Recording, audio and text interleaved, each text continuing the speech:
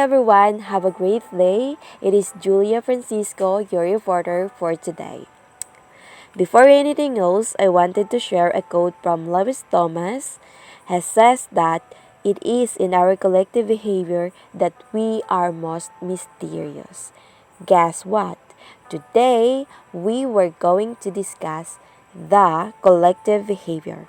First, let us look to overview or the summary of this lesson. It was mentioned that much human behavior is guided by cultural patterns of a society, which is the traditions, customs, and cultural norms. Sinasabi dito na yung pag-uugali or most of the character or behavior na meron ng isang tao is based on the traditions, culture, customs, and etc. Ito yung pinaka-basis or guide ng isang tao how they will interact to others.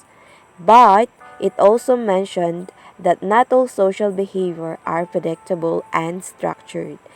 Sometimes, may mga pag-uugali ang tao which is not based on cultural norms. A person may show different behavior in a certain situations. At ito yung sinasabi natin na collective behavior. And now, let us discuss the meaning of the collective behavior. Collective behavior refers to social behavior that is relatively spontaneous, transitory, emotional, and unpredictable. Sinasabi dito na yung mga pag-uugali ng tao which is spontaneous or kusang loob na nararamdaman ng isang tao in one situation, temporary or transitory, emotional, and unpredictable, it is what we call collective behavior. Example of it is a crowd in a riot, mass action, public, social movement.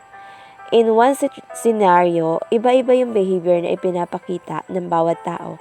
Halimbawa, in right situation, syempre sa scenario na ito, may umiiyak, may sobrang natatakot, may galit, at may mga behavior na ipinapakita ang tao na unpredictable or if you are in that scenario, may behavior ka na naipapakita or nagagawa na hindi mo akalaing magagawa mo.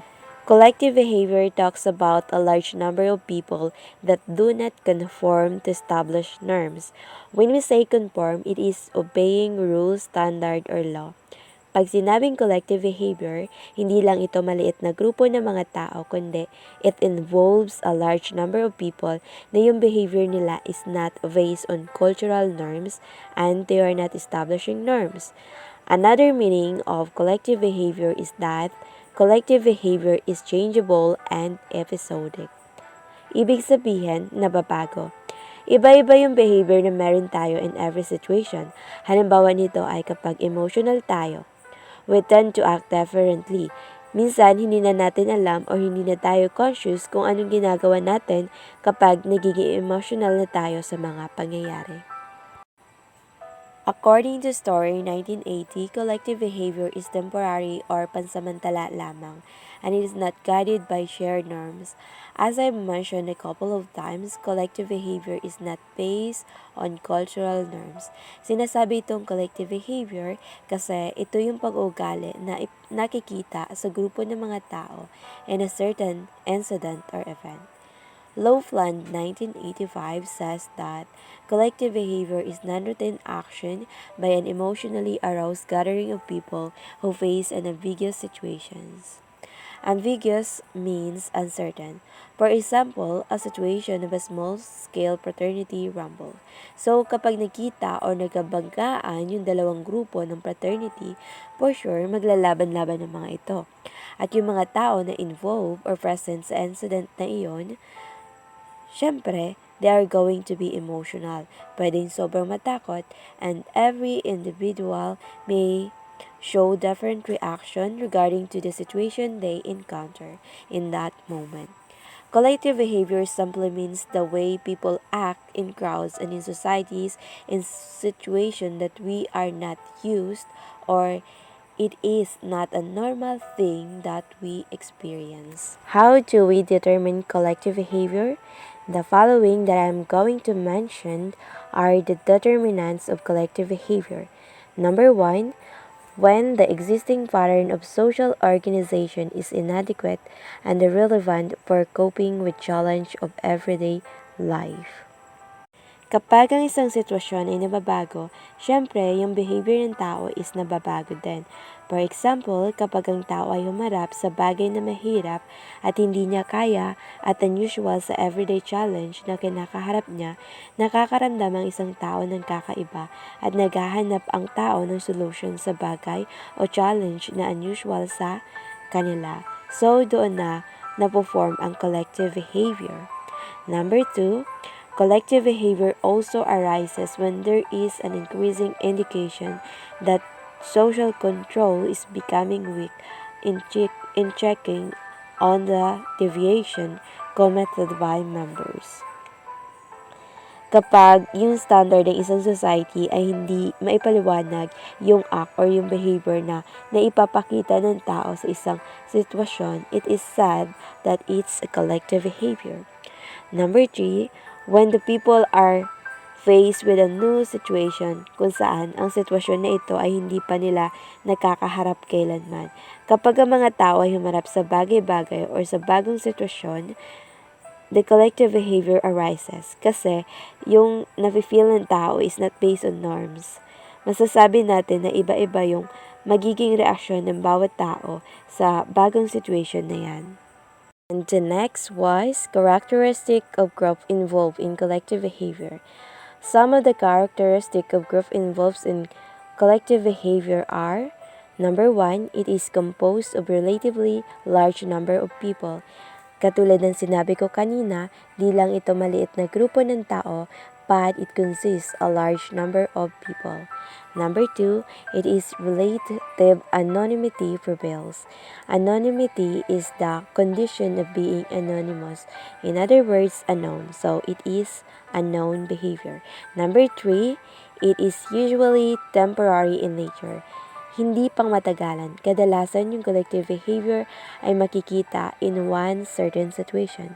And number 4, it lacks formal organization in terms of established system or differentiated position. Ibig sabihin, ang collective behavior ay kulang sa formal organization in terms of established system or yung basis ng pag-uugali ng tao na ganito or ganyan ang makikita or maipapakita nila in a certain scenario. Kadalasan kasi makikita ang collective behavior in an informal organization.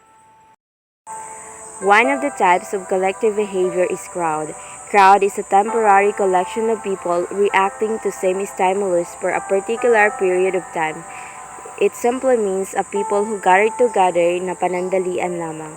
Isang halimbawa ng crowd is yung tao na parehas na nakakita o nakasaksi ng isang car accident. Hindi nila kilala o alam ang identity ng bawat isa but they interact in a short period of time and they are reacting based on what they see, and after of that incident, babalik na ulit sila sa kani-kanilang trabaho or ginagawa. In simple word, they will do their normal routine activities. There are 4 types of crowd and it was identified by Bloomer 1988. Number 1, casual crowd. This is a cluster of people who are gathered together because of an event or happening. Example nito ay mga tao na magkakasamang nagsi-swimming sa beach. Kalimitan sa casual crowd, yung interaction nila to each other ay panandalian lamang. Number 2, conventional crowd. People who gathered because of pre-arranged activity. Sa conventional crowd, a person is there for a specific event. For example, is funeral, concert, and even school assembly. In this type of crowd, may guide ang tao how they will act or behave. And number 3 is expressive crowd. This kind of crowd is formed around an event that has an emotional appeal. When people are in a situation that they express their emotion, it is called expressive crowd. For example, mga taong nanonood ng fireworks tuwing New Year's Eve. So, of course, karamihan dito, they will express happiness, excitement, and etc. Another one is yung mga taong nanonood ng laban ni Manny Pacquiao. One more example is yung taong nanonood ng mga basketball tournament. The These three types of crowd that I mentioned are the common and least dangerous crowd. However, one of the dangerous crowd is the acting crowd. Why?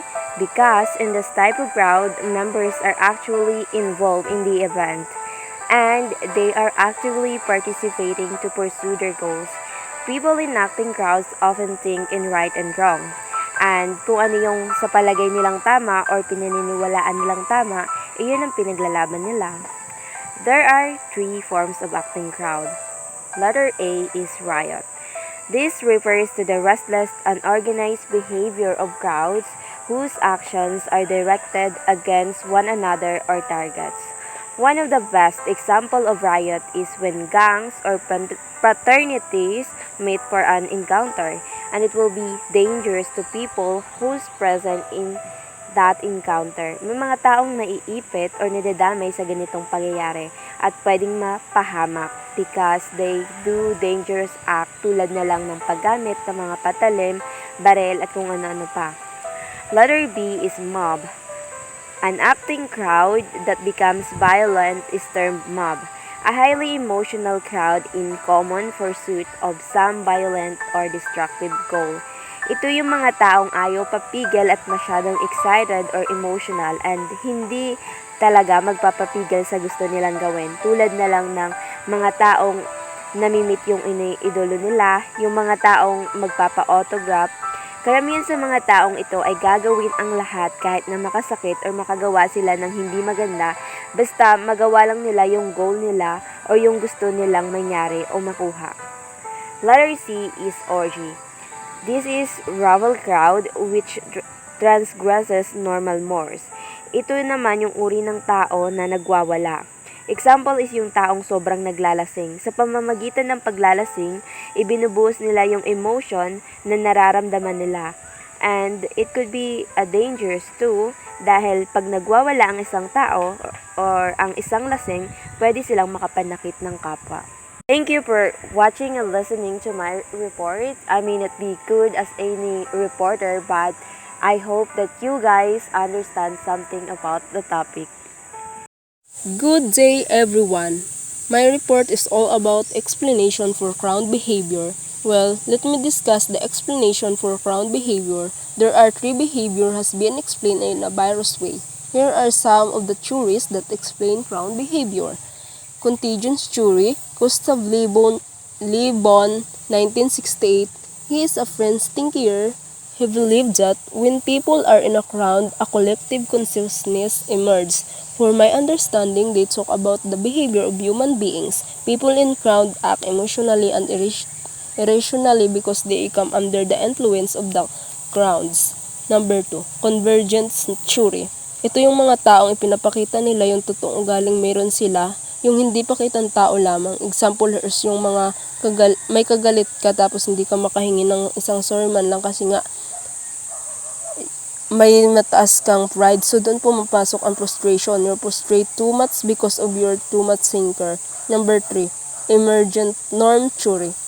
Ralph Turner and Lewis Killian, they explain crowd behavior of individuals. Ipinapaliwanag nila yung ang kanilang mga kuro-kuro na dapat na ito ay maging kaugalian na dapat na ma-apply ng bawat isa.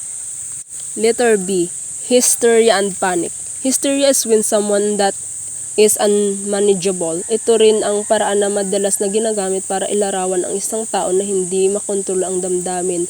That's why they are emotional. That's why some people make decision na hindi man lang na iniisip ang consciousness of their action. Halimbawa nito ay ang isang taong may maraming problema na hindi ma-resolve na bumabagabag sa kanilang mga kaisipan. Kaya sila nakakagawa ng mga bagay-bagay na hindi nakakabuti para sa kanila. Panic, it's attack, a sudden, intense, or it is fear that trigger in many people. Letter C, rises, fads, and fashion. Of all the form collective behavior, there are the less destructive since they do not really disrupt nor modify the system of as a while. Fads, ito yung mga gawin ng tao style kumbaga. Ito ang mga bagay na gusto mong gawin pampalipas oras gaya ng mga sports, online games, and etc. A fads projects may be something like the vapors of the late 1980s which enjoy a few years of popularity but as technology advanced, the use of the diapers disappeared just as quickly as it appeared. Example here is yung mga pagsusuot ng mga usong damit na kung saan pag tumagal ay hindi na siya nagiging uso kung baga kasi may panibago na naman. Fashion is a code of a popular style. This is replaced to show how they look or sabihin na natin na pag-uugali ng isang tao. Kung paano sila na manamit para matakpan ang pag-uugaling mayroon sila. A fashion usually remains popular for about 1 to 3 years and then replaced by yet another fashion, kumbaga. Number 3, prices. Ito yung mga bagay na gustong-gusto ng mga millennials ngayon na kahit na sobrang mahal, bibilhin nila para lang maging kaakit-akit sa iba. Halimbawa, ang mga bagong labas ng mga K-pop, yung mga kasuotan nila, gustong-gusto bilhin ito ng mga millennials ngayon kahit na sobrang mahal para maging sikat at kaakit-akit sa paningin ng iba. At dito nagtatapos ang aking report. Thank you for listening. Good morning everyone, this is my report, Romer ang Glosset. Ang pagsamang-samang pag-uugali ay hindi lamang limitado sa pisikal na kalapitan ng isang tao. Ayon sa mga Lososhita, ang pagsamang kaugalian ay samang-samang pag-uugali ng mga tao sa isang malawak na sakop ng lugar. Isang halimbawa nga nito ay rumor o balitang alingaw-ngaw. Ang rumor ay di substantibong impormasyon na ipinapahayag sa di formal na pamaraan, kadalasang ginagamit ang bibig. Ito ay isang elemento o kabahagi ng mga pakikipagkapwa-tao sa mga nakalipas na taon. Ito ay ginagamit sa pamamagitan ng harapan, pag-uusap o face-to-face. Subalit sa paglipas ng panahon, ang mga makabagong teknolohiya ay ginagamit upang maipamahalaan ang rumor sa mas maraming tao. Rumor ay may tatlong importanteng katangian. Number 1, ang rumor ay may mas nagagamit o naisasagawa kung may mga pang-alinlangan. Halimbawa, kung ang isang tao ay may alinlangan sa nakakataas, posibleng may mga rumor na maipapahagi na maaaring nakakaapekto sa totoo o opisyal na impormasyon. Number 2, ang rumor ay nababago sa patuloy na pagkalat nito. May mga mababago o naidadagdag na impormasyon. Ang mga mababago sa mga detalye ay nakakadepende sa interes ng mga tao. Halimbawa, kung ang isang rumor ay kumalat at nagpatungkol sa gulo sa pagitan ng mga union members at pulis, ang mga taong nasa bahagi ng union ay nagbibigay din ng gulo ng mga pulis at hindi sa tunay na nagsisimula nito. Number 3, ang rumor ay mahirap pigilan. Ang mga tao na nakarating nito ay patuloy ang pagdami ng bilang sapagkat ang isang tao ay naibabahagi pa ito sa mas maraming tao. Sa makatuwid, ang rumor ay hawig sa gossip o chismis, isang di kumpirmatibong impormasyon patungkol sa buhay ng ibang tao. Ayon nga kay Coley 1964, ang rumor ay may issue na nagbibigay interes sa malaking bilang ng tao at ang gossip ay patungkol sa personal na kaalaman ukol sa isang tao. Sa huli, ang gossip ay sa limitadong lokasyon lamang, samantalang ang rumor ay maibabahagi sa loob ng bansa. Good morning, sir and classmate. My report is all about social movement. First, talk about a social movement. Social movement is an unrelated and coacting unity of person with some degree of organizational continuity and promoting of resisting change in a society of which it is a part. Ang ibig sabihin ng social movement, ito yung panlipunan na binubuo ng isang bilang ng mga tao na nakaayos at pagsasama upang makamit ang ilang gawain o yung isang koneksyon ng mga layunin. Dito din ay may pagbibigay ng pinansyal, kusang loob na pagkilos at pagsasama sa pagitan ng mga individual na naging batayan para sa paggalaw ng lipunan. At sa social movement din, dito ay yung nakadirekta din ito patungo sa pagbabago sa panloob, pamantayang halaga o yung Istrukturang panlipunan na sa gayon ay hinahamon ang umiiral na kaayusan. There are three characteristics distinguish a social movement from other types of collective behavior. Let's talk about the first is high degree of internal organization. Ito na naman yung organisasyon ng sistema ay para sa paggamit at pagkonekta ng maaktibong nagaganap sa loob ng samahan. Ang halimbawa naman ito ay yung tulad na lang sa trabaho, sa loob ng kampanya, o yung paggawa ng bahay, na bilang ikaw na trabahador, na yung tinatawag na neighbor, dapat din ikaw na sumunod sa nakakataas sa'yo, o yung tinatawag nilang yung mason.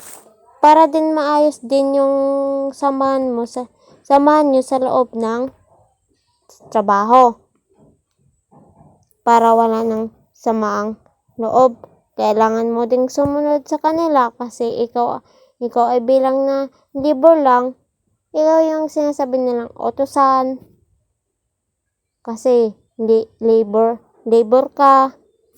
Kailangan mong sumunod ng maayos at matrabaho mo din ng maayos at para matapos din ng maayos. At dapat nilang malaman kung ang ginagawa mo ay tama ba or akto sa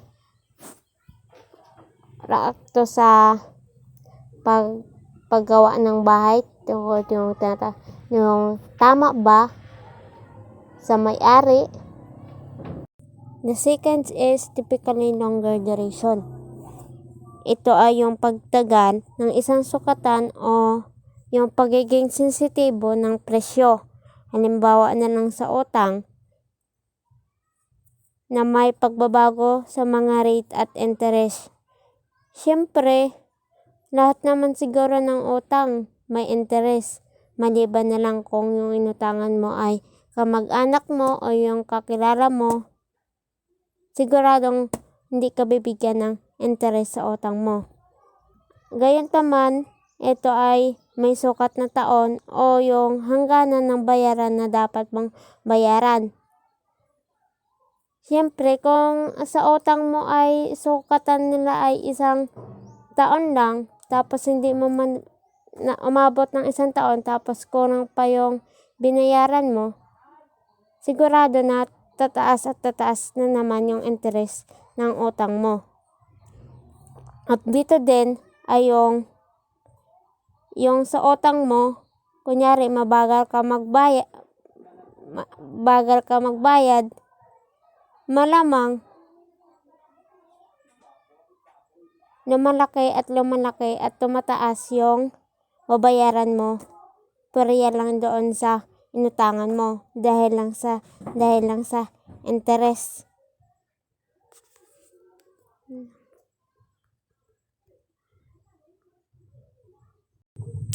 And the last is deliberate intent to reorganize society itself. Ito yung sinadya, harangin upang muling ayusin ang layunin.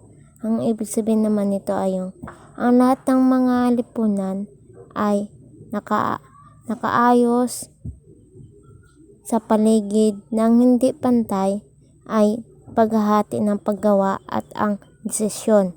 At inaasahan din ang mga gobernadong lipunan ay dapat din magbigay ng proteksyon, batas, at yung kaayusan, at the last is seguridad sa ekonomiya at isang pakiramdam ng pagiging kasapi ng mga miyembro. Nakapaloob din dito ay yung sinusubukan ding unawain kung paano ayusin ang lipunan ng kanilang mga sarili. There are 3 classifications of social movement. Let's talk about the first is impressive movement. This occurs when people come to terms with their internal reality not by changing it, but by modifying their reaction to that reality. There are also the cult movement, gospel sharing, and Bible study movement. Ang ibig sabihin nito ay ang paglipat ng maaaring pag-apply ng anumang malakas na emosyonal na epekto kabilang ang napanabik, nakakaganyak, nakakalungkot, o yung tinatawag nilang awa o simpatya. Halimbawa na lang yung pag-share ng gospel o yung tinatawag nilang Bible study na madalas nating naririnig sa simbahan.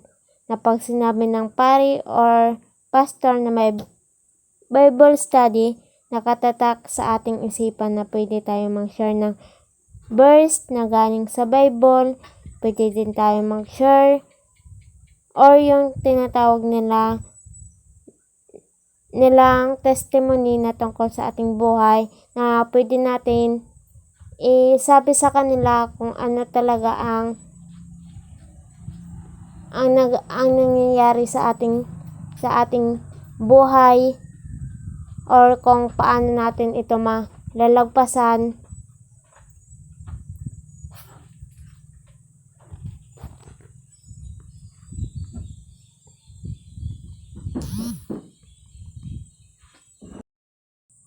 Next is reform movement. Is attempt to modify a part of society. The most common goal of a reform movement is to make the existing social structure work more effectively by extending certain rights or privilege to given groups. Ito ay yung pagbabago ng aspekto ng isang strukturang klase ng lipunan o yung segment ng pagpabahagi ng sistemang panglipunan. Naka-apekto din dito ay yung umiiral na strukturang panlipunan ng pagpapalawak ng karapatan o yung pagdaragdag sa mga binibigay na pangkat. Ang halimbawa ito ay yung tinatawag nating labor movement na ang ibig sabihin naman ito ng labor movement ay yung isang kilusang paggawa na lumalago sa pamamagitan ng protektahan ang karaniwang interes ng mga manggagawa. Next is revolutionary movement. This kind of movement aims to overthrow the existing social system and replace it with a newer and better social system. Ang ibig sabihin naman nito ay yung isang uri ng kilusan na umiiral ng sistema na palitan ang isang bago at yung mas mahusay na sistema ng panlipunan. At iniwasto din dito ang ilang mga pagkadilim na lipunan. Ang halimbawa na lang ito ay ang Philippine Revolution of 1896 na ang nakapaloob dito ay yung pagtuklas ng lihim ng samahan kolonyal nakatipunan na pinunuan ni Andres Bonifacio sa pananatili ng Espanya ng kontrol sa mga polo ng Pilipinas ng higit sa 3 siglo at kalahati. Sa panahon ng Pilipinas, tayong mga Pilipino ay namumuhay sa pagdurusa, pagsasamantala, pag-aalipin at pag-aalipin. At ang dahilan naman nito ay yung dahil sa maling pag-uugali at pag-abuso na yung tinatawag nilang trial at sibil. And the last is resistance movement. Is developed because of a dissatisfaction people feel with a past pace of social change. This may be due to the undesirability of a proposed or impending social change that has already occurred. Ang ibig sabihin naman ng resistance movement, ito ay yung binubuo ng nararamdaman ng mga tao sa mabilis ng mukha ng isang pagbabago sa lipunan. At dito din ay yung maaaring sanhi ng pagiging mababawas ng isang inimungkahi or paparating ng pagbabago sa lipunan o yung naganap ng pagbabago.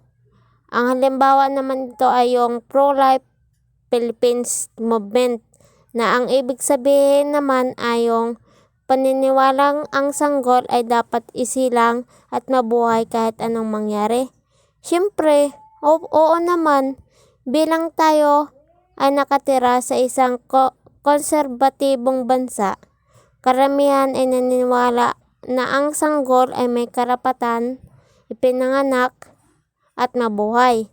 Bilang ako na estudyante ay naniniwala na ang bata ay dapat mabuhay. Wala namang kasalanan ang bata sa mga nangyayari kaya hindi dapat siya ang magbayad sa kasalanang hindi niya ginawa. Kung ang sanggol ay hindi kayang alagaan ng kanyang mga magulang, ang tanging nagagawa nila ay yung pag-ampon o yung tinatawag nilang adapt kung talagang wala kang talagang kakayanan na ibuhay sa anak mo. Good morning to all viewers watching this morning, good afternoon to all viewers watching this noon, and good evening to all viewers watching this evening. Hi everyone, my name is Rialyn Galario. This is the continuation of report of Eliza Progosa. Stages in the development of social movement. Stage 1, Emergence. Within this stage, social movements are very preliminary and there is little to no organization. Potential movements participants may be unhappy with some policy or some social condition, but they have not yet taken any action in order to redress their grievances, or if they have, it is most likely individual action rather than collective action. For example, in emergence, a person may comment to family that he or she is dissatisfied with a particular issue. Stage 2, Coalescence. In this stage, social movement have overcome some obstacle which many never overcome. Often, social unrest or discontent passes without any organizing or widespread mobilization. For example, in coalescence, people in a community may complain to each other about a general injustice, but they do not come together to act on those complaints and the social movement does not progress to the next level. Stage 3, Bureaucratization. It is the life cycle in which strategy is carried out by formal organization and trained staff. Stage 4, Decline. Social movements eventually decline for one or more of many reasons. Sometimes they achieve their goals and naturally cease because there is no more reason to continue. They decline because they fail. For example, in decline is the unemployment rate going from 9% to 7.5%. Magandang umaga, Sir Fadera at kapwa ko estudyante. Ako nga po pala si Regine Parungaw Palkulan at ang aking report ay tungkol sa social change. Overview. Most sociologists believe that social change is progressive and that any improvement is a natural order of things. Ang pagbabago sa lipunan ay progresibo. Ano nga ba yung sinasabi nating progresibo? Ito ay umuunlad o maunlad. So, nangyayari lamang ito sa pamamagitan ng pagkasunod-sunod ng mga bagay. Halimbawa, hindi uunlad ang isang negosyante kung wala siyang pinagdaanan.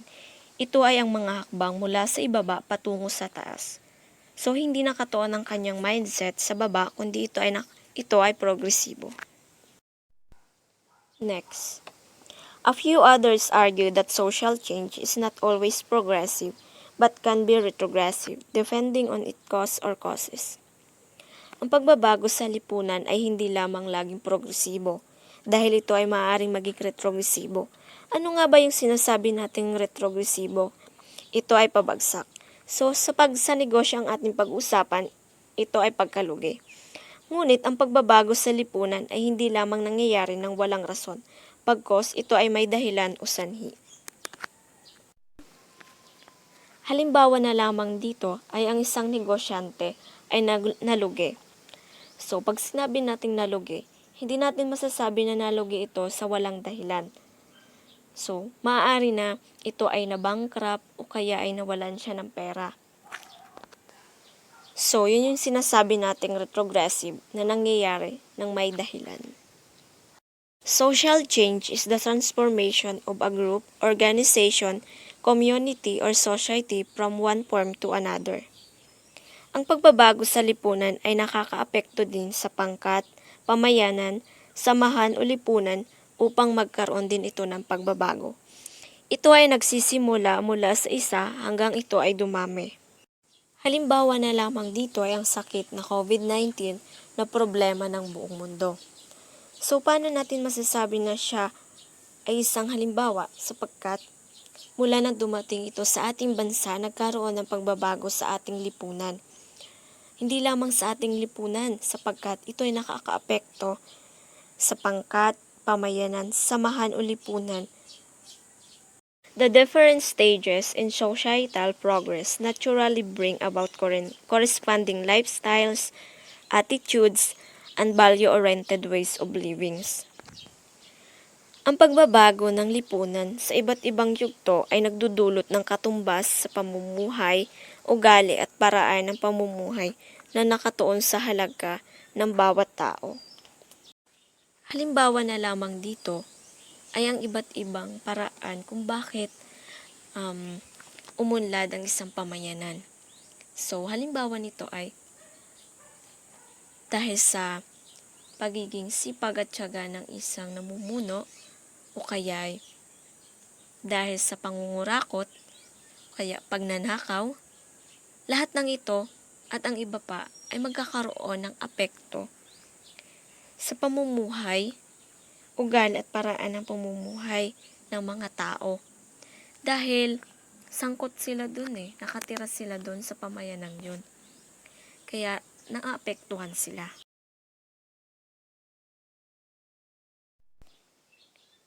Ito ay ang pagbabago sa institusyong panlipunan at lipunan sa pagdaan ng panahon ay nasasakop sa social change. So, ang ibig sabihin nun ay lahat ng pagbabago dito sa mundong ito ay nasasakop siya sa social change. According to Fercel 1977, social change refers to significant and major changes in pattern social behavior at the institutional societal level. Ang pagbabago sa lipunan ay tumutukoy sa makabuluhan at makabago na pangunahing huwarang ugali sa antas ng institusyonal na lipunan. So, ayon daw kay Fercel, yung pagbabago daw ng isang tao sa pamamagitan ng kanyang huwarang ugali, ito ay nakakaapekto sa pamamaraan na dahil ito ay tumutukoy sa makabuluhan at mga makabagong pangunahing pagbabago.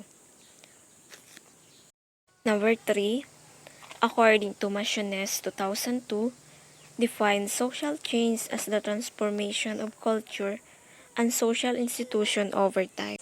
Tinutukoy ang pagbabago sa lipunan bilang isang pagbabago ng kultura at mga institusyong panlipunan sa paglipas ng panahon. Ito ay yung mga pagbabago ng kultura sa pagdaan ng panahon. So, ibig sabihin nakaka-adapt tayo ng bagong kultura sa ibang tao. So, nadadagdagan at nagkakaroon ng pagbabago yung ating kultura. Ito daw ay tumutukoy sa pagbabago ng lipunan. Process of social change. Social change occurs based on the following. First, invention and discovery. Invention involves the creation of new things. Through invention, societies grow and change. Ito ay ang paglikha ng bagong bagay. Dahil din dito, ang lipunan ay lumalaki at nagkakaroon ng pagbabago. Halimbawa nito ay mga makabagong inbensyon ng ating mga eksperto na scientists. Discovery, on the other hand, is a shared human experience of an element of reality which already exists. A discovery is an addition to the world's store of verified knowledge. So, ang discovery ay isang karanasan ng isang tao na kanyang ibinabahagi. So, ito ay totoo at talagang nangyayari. Ito ay nagdadagdag ng bagong kaalaman sa bawat isa. Halimbawa nito ay ang MMK, tadhana at iba pang mga napapanood natin sa telebisyon na nagagamit natin sa ating pang-araw-araw na buhay. So, doon na tayo nagkakaroon ng kaalaman na minsan itinatanong natin sa ating sarili na ganoon pala ang mga ilang taong nagkakaroon ng problema ngunit hindi sumusuko. May mga iilan din na ganun pala ang buhay kapag ikaw ay nagtrabaho sa ibang bansa. So, doon tayo nakakapulot ng mga bagong kaalaman na ating na-apply sa ating buhay. Second, diffusion. Diffusion is the transfer of cultural elements from one society to another. When groups or societies are in contact with one another, diffusion occur. So, ito daw ay ang paglipat-lipat ng isang elemento ng kultura mula sa isang lipunan tungo sa iba pa.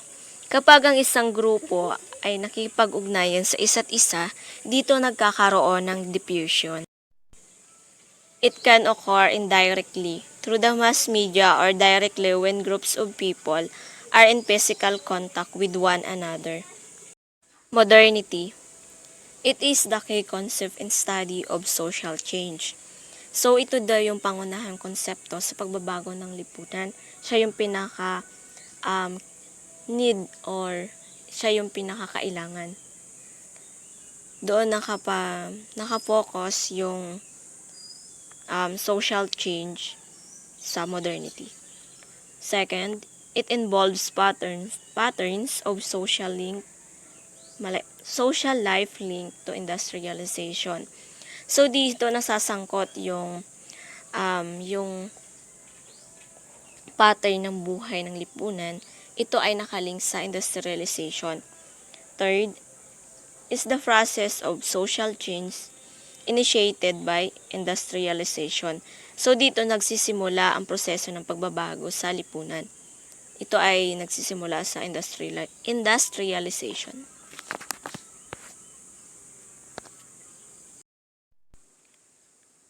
Peter Berger, 1977, observed that modernity is characterized by, first, the decline of small traditional communities. So, dito nagtatanggi na mga maliliit na traditional na pamayanan.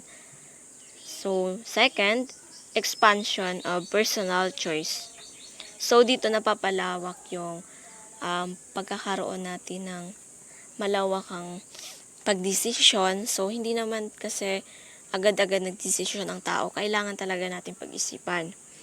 Third, increasing diversity of beliefs. Pagtaas ng pagkakaiba ng mga paniniwala. So, ano ibig sabihin nun?